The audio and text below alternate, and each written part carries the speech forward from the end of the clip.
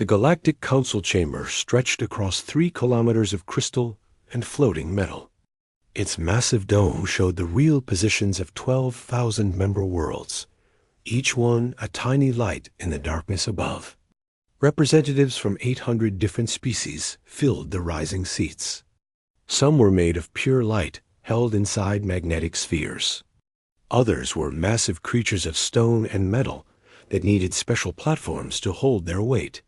Beings with dozens of eyes sat next to creatures that had no eyes at all. At the center of this impossible room stood 5 humans. Ambassador David Cole kept his face calm as he walked forward. His heart was beating fast, but 40 years of diplomatic training had taught him to hide his fear. Behind him walked his small team. Earth had only discovered faster than light travel 50 years ago. To the ancient species watching from above, humanity was nothing more than a baby taking its first steps, and babies had no voice in this chamber. High, Judge Thiessen rose from her seat at the highest point of the room. She was 4 meters tall, with a golden shell like an insect and arms that ended in sharp blades. Her species had ruled empires when humans were still living in caves. "The human delegation comes before us today," she announced. Her words were translated instantly into 800 languages. "Earth seeks to rise from observer status to provisional member. The Council will now begin standard evaluation." David had prepared for this moment his entire career. Every message, every trade deal, every careful word had led to this single chance. What he had not prepared for was the security scanner. The machine floated down from the ceiling, its blue light sweeping across the human group. This was normal. Every delegation had to pass a biological threat check before speaking to the Council. David watched the light pass over himself. Green. Safe. It passed over his aide. Thomas Wright. Green. It passed over security officer. James Cooper. Green. It passed over security officer. Diana Vasquez. Green. Then it reached the 5th member of their party. Lisa Grant stood at the back of the group. She was not tall. 5 feet 6 inches, with dark hair pulled back in a simple style. She wore the same uniform as the other security officers. Nothing about her looked special. The scanner stopped moving. The blue light turned yellow, then orange, then, for the first time in the 800-year history of the Galactic Council, it turned red. Alarms screamed across the chamber. Energy barriers slammed down around the humans, crackling with enough power to destroy a small ship. 800 species pushed back in their seats. Weapons appeared from a dozen different directions. "Containment active," a mechanical voice thundered. "Biological threat level extreme. Explain immediately or face termination." David felt his blood turn to ice. He turned to look at Lisa Grant, the woman who had been added to his security team just 3 weeks ago. The woman whose file had been marked with the highest classification levels. The woman who now stood perfectly still behind the energy barrier, her face completely calm. "Ambassador Cole," High Judge Thiessen said, cutting through the chaos. "Your group contains an individual our scanners have marked as an extreme threat. You have 60 seconds to explain before this council orders lethal force." David opened his mouth, but he had no words. He had never seen Lisa Grant before the mission briefing. He had never been told why she was assigned to his team. And he had no idea why the most advanced scanning technology in the known galaxy had just marked her as the most dangerous thing in a room filled with 800 species. 50 seconds. Every eye, every sensor, every form of perception in the chamber was fixed on the small human woman standing motionless behind the barrier. 40 seconds. David stepped forward. "Hi, Judge. There has been some mistake. Lisa Grant is a standard security officer. She passed all medical tests before leaving Earth, and I can assure you that your assurances mean nothing." Thiessen cut him off. "The scanner does not make mistakes. It reads muscle density, nerve speed, and threat potential across 17,000 different factors. In 800 years, it has never shown a red alert. 30 seconds. David turned to Lisa. Grant, what is happening? Lisa finally moved. She looked at the energy field around them, and at the weapons pointing at the delegation from every direction. When she spoke, her voice was quiet, but everyone in the silent chamber could hear her. Ambassador, I was hoping we could handle this through normal channels. Grant, but it seems the Council wants a demonstration instead. 20 seconds. High Judge Thiessen leaned forward, her blade-like arms twitching. A demonstration of what, human? Lisa Grant smiled. It was not a friendly smile. Of why your scanner is completely correct. 10 seconds. David Cole realized, in that terrible moment, that everything Earth Central Command had told them about this mission was a lie. 5 seconds. Lisa Grant moved. The containment field did not flicker or fail. It simply stopped existing, torn apart by something moving too fast for any sensor to track. Lisa stood in the exact same position, but the field generators were scattered across the floor in pieces. The entire action had taken less than 1 second. Chaos exploded through the chamber. Weapons, fire from 17 different species converged on her position. Plasma, bullets, energy beams, and things that human science had no name for all hit the space where Lisa had been standing. She was no longer there. She was now standing directly in front of High Judge Thiessen. Having crossed 40 meters in the time it took for the weapons to fire, Thiessen froze. One blade arm half raised in a useless defensive gesture. You have fast scanners, Lisa said calmly. But your weapons are slow. What are you? Thiessen whispered. I am what humanity did not want to show the galaxy. I am what Earth prepared in secret. I am the reason your scanner turned red. She stepped back, raising her hands to show she meant no harm. Somehow, that gesture made her seem more dangerous, not less. But I am not here to threaten this council. I am here because Earth needs membership, and your traditional tests were designed to make sure we would fail. The chamber had gone completely silent. Lisa turned to face the assembled council.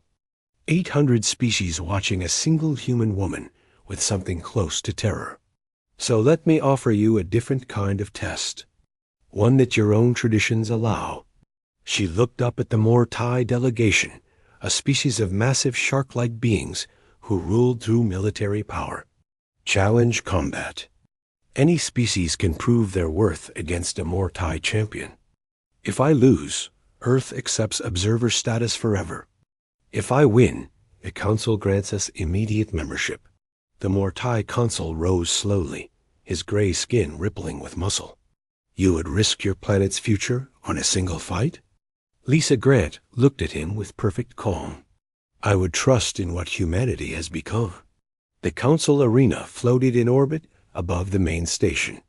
Its interior could simulate any environment from any world, allowing fighters to battle on neutral ground or terrain that favored one side completely. Lisa Grant stood at the observation window of her preparation room, watching the stars move slowly past as the station rotated. You should be resting. She did not turn at Ambassador David Cole's voice. The man had been assigned as her official second for the challenge, a formal tradition that kept them close. I do not need rest. My body entered combat readiness 12 hours ago. It will stay that way until the fight ends. David moved to stand beside her. In the 36 hours since the council session, he had done his own research into Lisa Grant. What he found had kept him awake. Project Adaptive, he said quietly. That is what they called it. Lisa's reflection showed no surprise. You found the files. Parts of them. Enough to know you are not just a trained soldier. You were selected, were you not? Chosen from birth for specific genes, then enhanced through special treatments and mental training. Enhanced suggests I am not human. I am entirely human, Ambassador. Every ability I have exists within normal human DNA. Project Adaptive simply made sure those abilities were fully active instead of sleeping inside me. She turned to face him. There are others like me. Not many. The selection process is very specific, and the training kills many who try. But we exist. We have existed for 30 years. Ever since Earth first detected signals from other stars, and realized we would someday face species that had millions of years to develop while we were still learning to use fire. David processed this. Earth has been preparing for alien contact for 3 decades. Earth has been preparing to survive. The Council claims to be about diplomacy, but it is really about power. Species that cannot compete get absorbed or destroyed. Humanity needed something to even the odds. And that something is you. Lisa smiled slightly. I am one of several options. The least destructive option, actually. Earth Central Command decided that showing what one human could do was better than showing our other preparations. David did not want to know what those other preparations were. What happens if you lose tomorrow? I will not lose. But if you do, then Earth accepts observer status forever, as agreed. And I will probably be dead, which will make the diplomatic problems someone else's concern. Before David could respond, the door slid open. A Mortai officer in formal military dress entered. The challenge combat begins in 1 hour. The human fighter will come with me for pre-fight procedures. Lisa nodded and moved toward the door. David grabbed her arm. Grant, Lisa, whatever happens in there, thank you for giving humanity a chance. She looked at him with an expression he could not read. Do not thank me yet, Ambassador. The Mortai champion has never lost a challenge fight. He has killed 47 opponents from 31 different species. His name means extinction in the Mortai language. She pulled her arm free gently. Thank me after I prove that even extinction can be survived. The arena floor had been set to standard gravity and normal air. A fair compromise, since neither the Mortai homeworld nor Earth would have been safe for the other species. Lisa walked across the sandy ground toward the central platform where the combat would happen. The seats above her were filled with representatives from every council species. Many had traveled specifically to see this unprecedented challenge. Humanity's fate would be decided in the next few minutes, and it would be broadcast live to 12,000 member worlds. Across the arena, a door opened. The Mortai champion was massive. 3 meters tall and almost as wide, his gray skin was covered in ritual scars, marking his 47 victories. His hands ended in claws that could tear through metal. His double-jointed legs gave him explosive speed despite his size. He wore no armor. Neither did Lisa. The rules required only natural ability. No weapons. No enhancements. No outside help. High Judge Theson's voice echoed through the arena. This combat will decide the membership status of humanity. The terms have been agreed.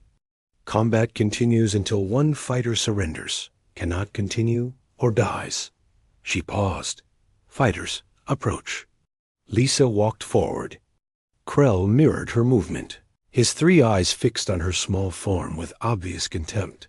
When they stood 3 meters apart, he spoke. I have studied your species. You are fragile. Your bones break easily.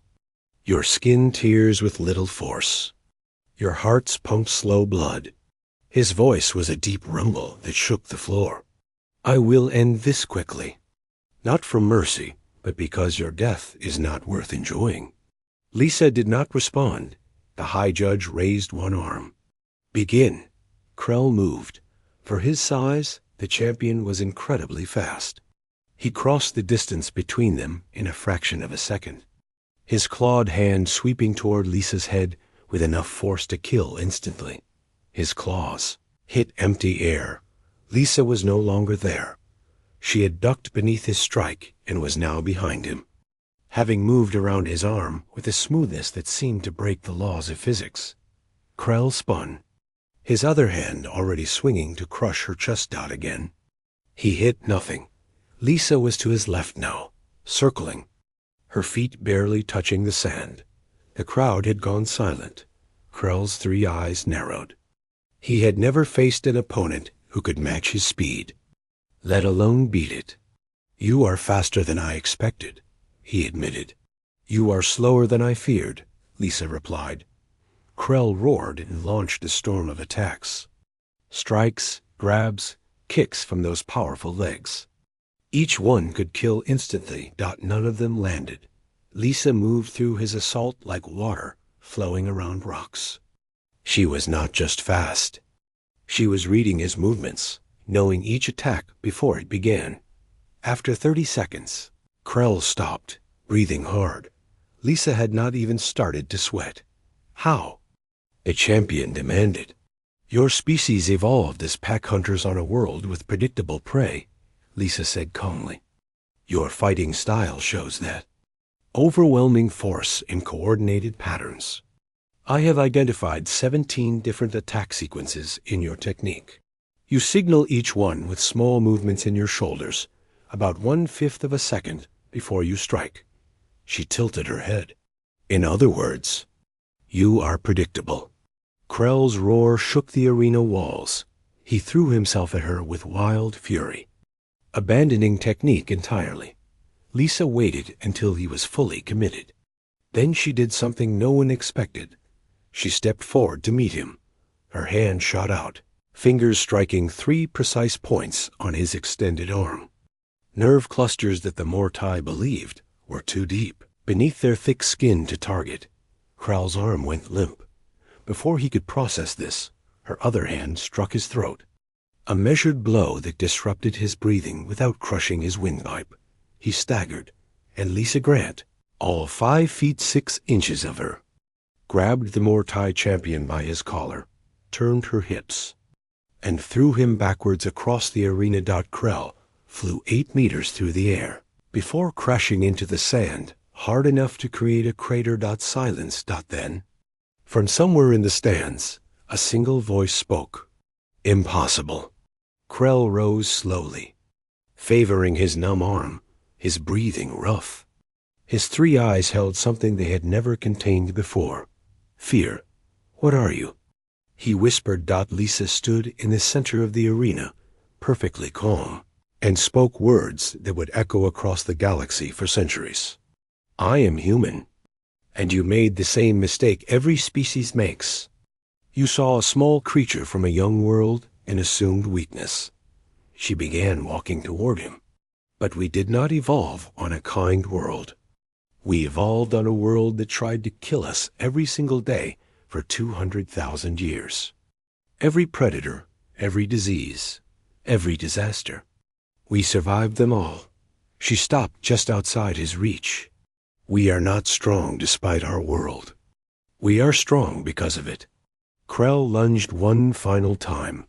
Lisa caught his working arm, redirected his weight, and slammed him face first into the sand. Before he could rise, she was on his back, her arm locked around his throat. "Yield," she said quietly. Krell struggled, but his movements were already weakening. "Yield and live to fight again. There is no shame in losing to a better opponent." The arena held its breath, and Krell's body went limp. "I yield." Lisa released him immediately and stood, offering her hand.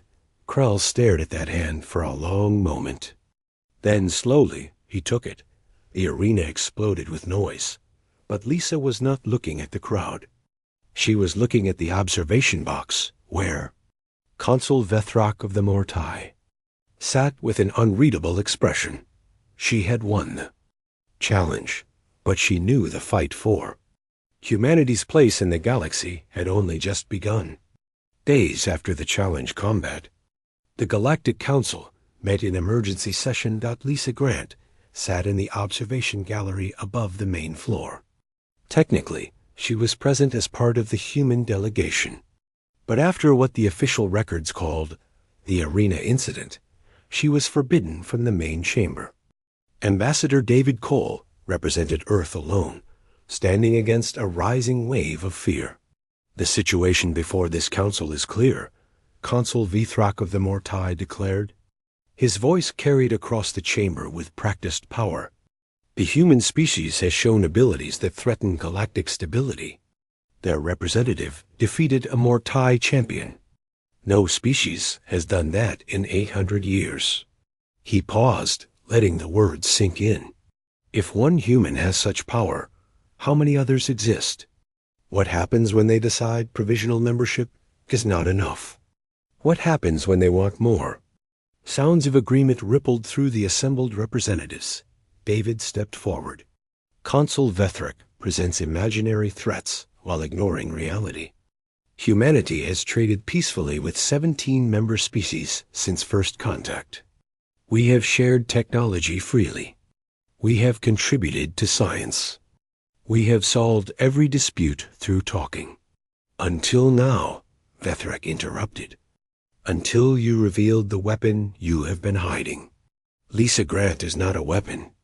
She is an Earth citizen who exercised her right to challenge combat under your own traditions. She is a biological danger that should never have entered this chamber. High Judge Thiessen raised an arm for order. Consul Vethrak, your concerns are noted. However, the challenge terms were agreed by both sides. The human representative won fairly. Under Galactic Charter, humanity has earned provisional membership. Then I moved to change the charter. The chamber fell silent. Vethrak continued, his voice calculated now. I propose that any species showing biological abilities far beyond the galactic average must follow additional security rules before membership is granted. These rules would include full genetic disclosure, watching all individuals who match the threat profile, and limits on how many such individuals can leave their homeworld. David felt the ground shifting beneath him.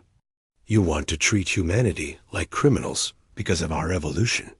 I want to protect this council from a potential danger. The same could be said of any advanced species. The Vorth can see through walls. The crystal beings can survive in empty space. The Mortai themselves are top predators who conquered 12 species before joining the council. All those species went through extensive evaluation before membership. Humanity has been evaluated for 50 years. Vethrak smiled.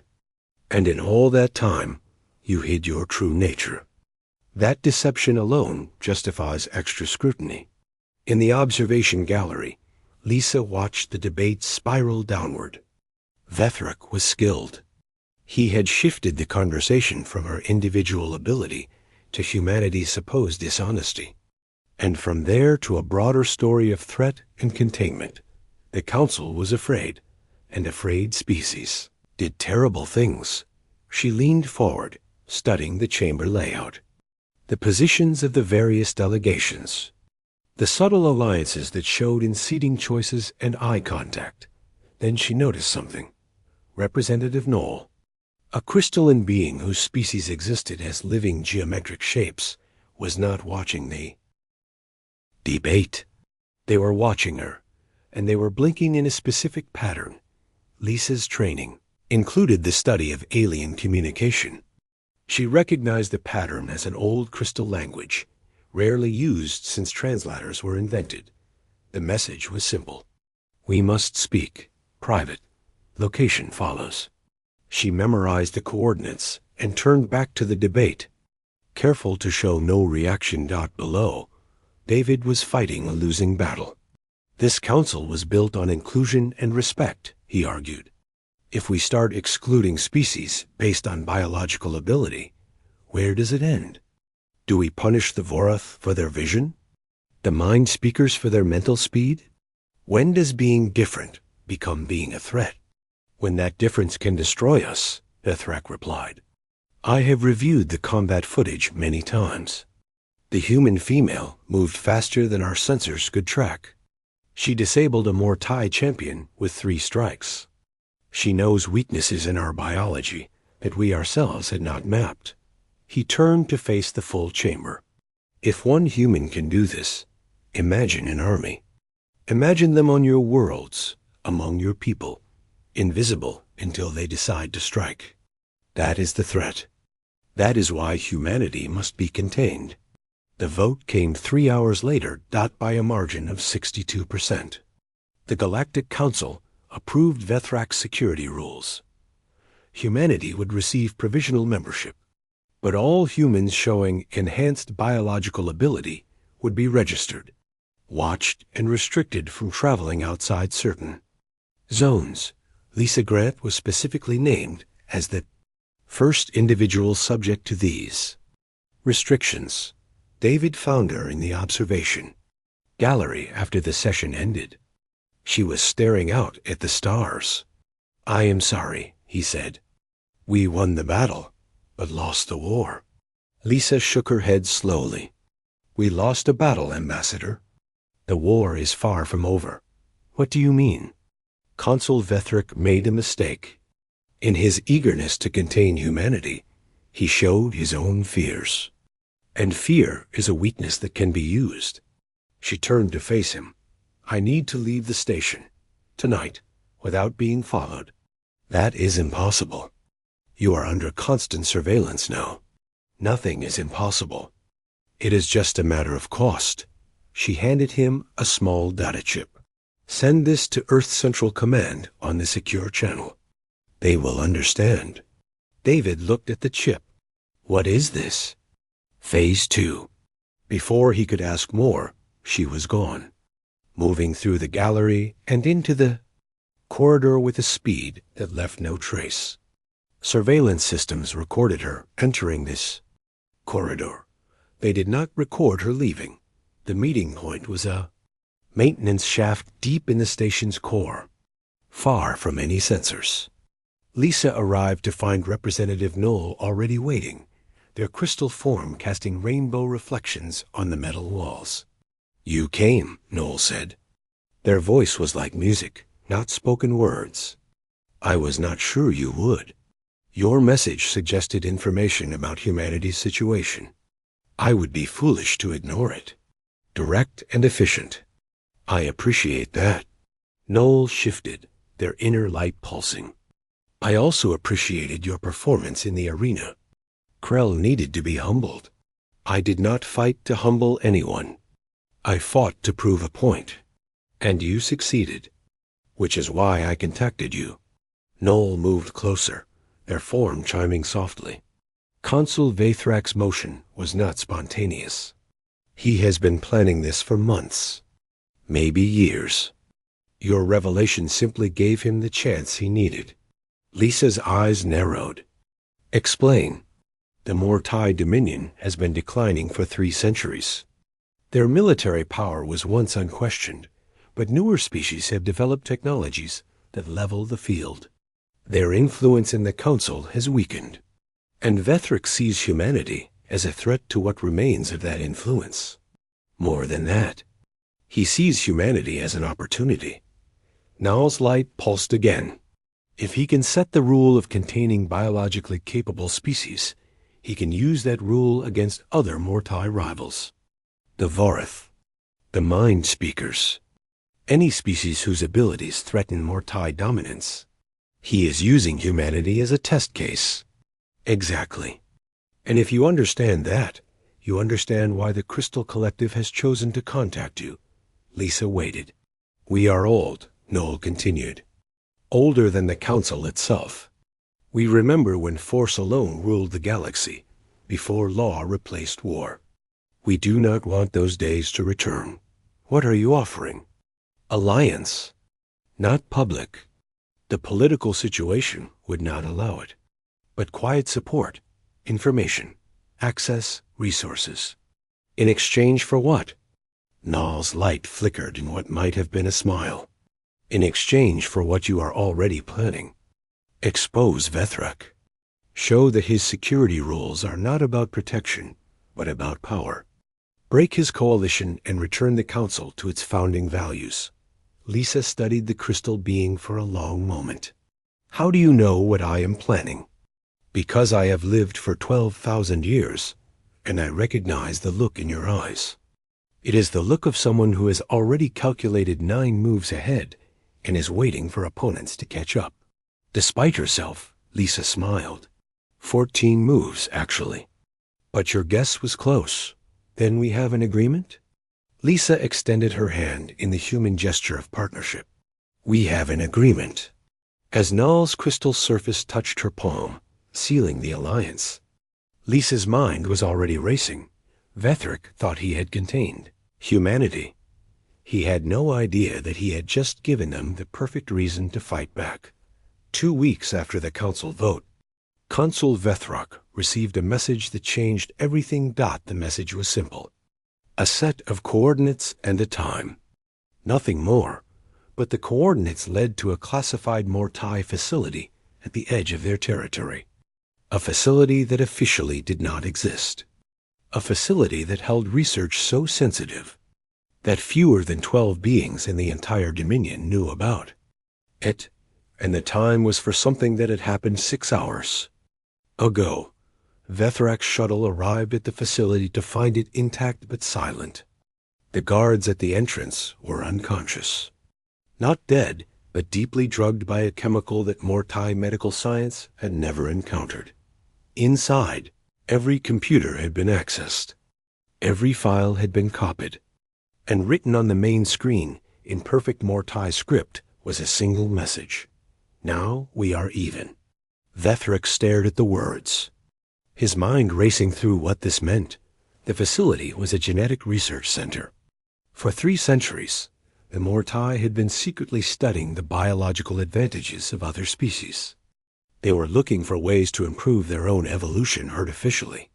This broke 17 council treaties and would mean immediate sanctions if discovered. Someone had that information now.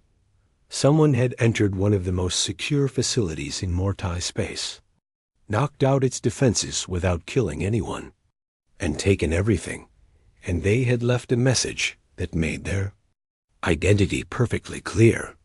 Human. Lisa Grant was technically confined to the human diplomatic compound when Vethrac's emergency session was called. The security rules from the vote restricted her movement to a few approved areas, watched by systems that recorded her every action. The systems showed her in her quarters, reading, eating, sleeping. A model prisoner. The systems were showing exactly what she wanted them to show. The real Lisa was in the council chamber, disguised as a maintenance worker, one of the thousands of cleaning and repair staff who kept the station running. People so common that nobody noticed them. She watched from a walkway above the chamber floor as Vethric made his case. The human delegation has committed an act of war against the Mortai Dominion, the consul declared. His voice was tight with barely controlled fury. They have broken into a sovereign facility, attacked Mortai personnel, and stolen classified information. David Cole stood at the human position, looking genuinely confused. Because he was. Lisa had not told him about her activities. Consul, these accusations are extraordinary. What evidence do you have that humanity is responsible? The intruder left a message identifying themselves. A message in your language, in your facility, claiming responsibility? That is not evidence. That is an invitation to frame an innocent party. Vethrac's jaw tightened. Are you suggesting? I am suggesting the consul should present actual evidence before making accusations that could break galactic relations. High Judge Thiessen spoke. The ambassador has a point. Consul Vethrac, do you have physical proof connecting the human delegation to this incident? The human female has demonstrated abilities matching the break-in. Abilities are not evidence. She is the only being in this sector who could have done this. Then you admit your security was not good enough to contain her, which raises questions about the rules you championed. Lisa hid a smile. David was better at this than she had expected, but the real purpose of this session was not the debate. It was what happened next. "If I may," a new voice cut in. Representative Noel rose from their position in the crystal delegation. Their form caught the light in patterns that drew every eye. "The Crystal Collective has watched this discussion with great interest. We find it concerning that the Council is so eager to blame humanity for a security breach without evidence, while refusing to tell us what kind of facility was broken into." Vethrak's eyes narrowed. "The nature of the facility is classified Mortai military info." "Makian, indeed. Which raises a question. What was the Mortai Dominion doing in that facility that required such secrecy?" The chamber fell silent. Noel continued, their voice carrying 12,000 years of diplomatic weight. "The Crystal Collective moves that the Council conduct an independent investigation of the facility. If the Mortai have nothing to hide, they should welcome the look. If they do have something to hide, then perhaps the break-in has done the galaxy a service by revealing it. Vethrak was trapped if he refused the investigation. He looked guilty if he accepted. His illegal research program would be exposed." Lisa watched his face cycle through rage, calculation, and finally cold acceptance.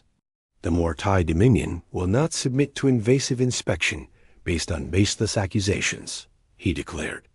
"If this council insists on treating us as suspects rather than victims, we will withdraw our complaint and handle this internally." "That is your right," Thiessen acknowledged. "But the council notes your refusal and will consider it in future discussions."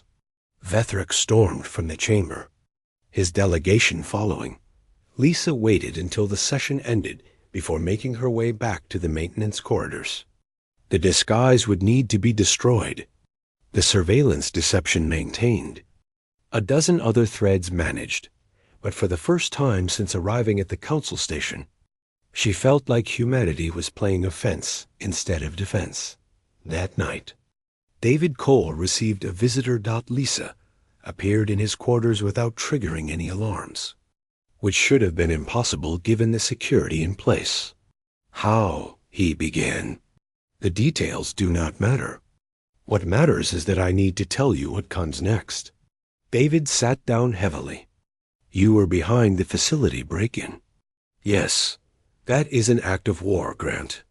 "No, it is intelligence gathering. War would be if I had killed anyone or destroyed anything. I simply copied information and left. Information you have not shared with Earth Central Command. Not yet. The information will be released when it can do the most good." David studied her face. "You have been playing a longer game than I realized. The challenge combat, the revelation of your abilities, the security rules. You expected all of it." "I expected the likely responses to different situations." "Vethrak has been predictable because his goals are simple. Preserve Mortai dominance at any cost. Once you understand what someone wants, their actions become easy to foresee. And what do you want, Grant? What are you actually trying to do?" Lisa was quiet for a moment. "I want humanity to survive," she said finally. "Not just survive, thrive. The galaxy is vast and old and filled with species that see us as children at best, threats at worst. If we do not establish ourselves as equals now, we never will. Even if that means manipulation, breaking into facilities, ignoring galactic law. The laws of this galaxy were written by species that became dominant through conquest. They were then rewritten to protect that dominance from newcomers. Those laws are not moral principles. They are power structures dressed in legal language." She moved to the window, looking out at the stars. "I do not enjoy deception, Ambassador. I do not enjoy violence. But I was created to be humanity's shield. And shields do not get to choose whether they are used." David joined her at the window. "Created. You used that word before. You said you were selected for specific genes and enhanced through treatments. But there is more to it. is there not? Lisa did not answer immediately. The full details of Project Adaptive are classified above your access level. Above everyone's access level except a handful of people. In Earth Central Command. Then give me the version you can. Share. She turned to face him. I was born Lessa Grant to parents who were recruited into the program without knowing its full purpose. I was raised in what seemed like a normal environment, but was actually a controlled testing ground. Every challenge I faced, every obstacle I overcame, was designed to push my abilities to their limits. When did you find out? When I was 17. When a training exercise went wrong, and I accidentally killed one of my instructors. David's face showed shock. Killed? He attacked me with what I believed to be deadly intent. My response was automatic. It was the first time I understood what I was capable of. She looked away. After that, there were no more secrets. They told me everything. What I was. Why I had been created. What humanity needed me to do. And I accepted it because the alternative was to pretend the galaxy was safe and that Earth needed no protection. And now, after everything that has happened here, Lisa smiled, but it was a tired smile. Now I continue. Vethrak's coalition is weakened, but not broken. He will regroup, find new allies, and come at humanity from a different angle. My job is to stay 3 steps ahead. What about the Crystal Alliance? Can they be trusted? They can be trusted to act in their own interests. Fortunately, their interests currently match ours. Whether that stays true, she shrugged. That is what makes this interesting. 6 months after the arena incident, the Galactic Council gathered for its annual summit. The largest assembly of species representatives since the original founding. The official agenda included trade negotiations, territory disputes, and changes to the Galactic Charter. The unofficial agenda was simpler. Decide the future of humanity's place in the galaxy. Lisa Grant was not supposed to be at the summit. The security rules still restricted her movement. Consul Vethrak had specifically demanded that she be banned from all council functions. The diplomatic compromise was to keep her on the human ship orbiting Neo. Summit Station. The rules did not account for what she could do with 6 months of preparation. At exactly 1400 hours. Galactic Standard Time. Every display screen in the summit chamber activated at once. Showed footage from the Mortai Genetic Research Facility. Showed Mortai scientists taking biological samples from member species. Showed documents describing experiments designed to copy the advantages of other civilizations. And they showed Consul Vethrak personally ordering the most sensitive part of the research. An attempt to recreate human adaptability from Mortai bodies. The chamber exploded. Representatives from species whose genetic material had been stolen surged from their seats. Species who had trusted the Mortai as allies discovered that trust had been betrayed. Species who had voted for Vethrak's security rules realized they had been tricked by someone running a far more dangerous program. High Judge Thisan called for order. But it took nearly an hour before the chamber calmed enough for real discussion. By then, Consul Vethrak had been physically held back by his own delegation. Mortai military officers who understood that their careers depended on showing that the consul had acted alone. And Lisa Grant walked through the chamber doors, past security systems that had mysteriously failed, and took a position at the center of the floor. "High Judge," she said. Her voice cut through the remaining chaos. "I apologize for the interruption, but I believed the council deserved to see what they had been protecting." Thisan's compound eyes fixed on her with an intensity that would have scared most beings. "You broke into a sovereign facility. You stole classified information. You just broadcast that information to the entire galaxy. Those are crimes under Galactic Charter. Yes, Lisa agreed. They are. You admit to criminal actions before this council? I admit to necessary actions. The consul was using the security rules he championed to hide his own crimes. If I had gone through proper channels, the evidence would have been destroyed and nothing would have changed. She turned to face the assembled representatives. Let me be clear about what was in that facility. The Mortai were not just studying other species. They were developing the ability to absorb your biological advantages into themselves. Every species in this chamber was a potential target. The research was years from completion, but if it had succeeded, the Mortai would have possessed the combined abilities of the entire council. She looked at the restrained Vethrok. That is why the council was so threatened by humanity. Not because we were a danger to the council, but because we proved that biological enhancement was possible. We were proof that his own program could work. Vethrok snarled something that the translators could not properly render. Lisa ignored him. I do not ask this council to forgive my actions. I ask you to understand why they were necessary. Humanity has been labeled a threat since we revealed our true nature. We have been restricted, watched, and pushed aside. But we have also been proven right.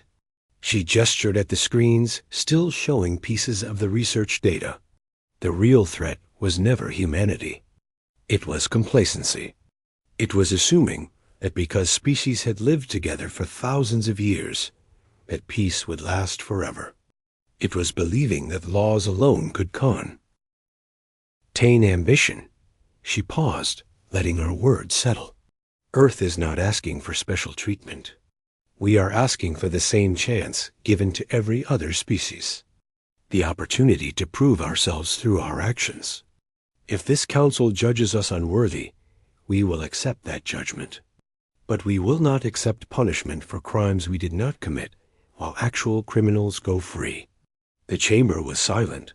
Then, slowly, Representative Knoll rose from the crystal delegation. The human speaks truth. The Mortai facility contains samples from my species, taken without permission. Our alliance with humanity was formed because we suspected such crimes, but could not prove them. Other representatives began to speak. Voices from a dozen species confirmed that they too had suspected Mortai trickery, but had been unable to act. Without evidence, High, Judge Thiessen listened to it all. When the chamber finally fell quiet, she spoke. This council faces an unprecedented situation. We have evidence of severe charter violations by a founding member species. We also have evidence of criminal actions by a human representative undertaken to expose those violations. She clicked her mandibles thoughtfully. I propose the following resolution. Consul Vethrok and all personnel involved in the genetic research program will be held in council custody pending formal charges. The Mortai Dominion will be investigated and face potential sanctions. The security rules restricting humanity will be suspended pending review. She turned to Lisa. As for you, Lisa Grant, your actions, while criminal, serve the interests of galactic justice. The Council will forgive your crimes in exchange for one condition. Name it. You will serve as a special investigator for the Council itself. Your abilities will be used to expose threats to galactic stability, no matter which species is responsible. You will answer only to this chamber and will operate with full authority under Galactic Charter. Lisa considered for a moment. And humanity's membership status? Full provisional membership, with a path to permanent membership within 5 years if you continue to show good conduct. Ambassador David Cole, watching from the human delegation's position, felt tears forming in his eyes. 6 years of work, nearly destroyed in minutes, had somehow led to an outcome better than he had ever dreamed. Lisa nodded slowly. I accept. 1 year later, Lisa Grant stood on the observation deck of the Council's new Special Investigations ship. She watched a nebula paint the void in colors that human eyes had never evolved to see. The door behind her opened, and David Cole stepped through. No longer Ambassador Cole, but permanent representative Cole, Earth's first full diplomatic presence on the council. "You missed the ceremony," he said. "I was watching. Just from here." He joined her at the window. "Humanity is now a permanent member of the Galactic Council. Full voting rights, full representation, full access. It is official." Lisa smiled slightly. "I know. I was there when it happened. Just not where anyone could see me. Old habits? Useful habits." They stood in silence for a moment. "Earth Central Command sent a message," David said finally. "They want to know if you are ready to come home." Lisa considered the question. "Home," she repeated. "I am not sure I know what that means anymore. I was created to protect humanity from the galaxy. Now I protect the galaxy from itself. Where does someone like me belong?" "Wherever you choose," David replied. "That is the point of everything we fought for. The right to choose our own path." Lisa nodded slowly. "Then I choose this. For now. There are still species who think the Council's laws do not apply to them.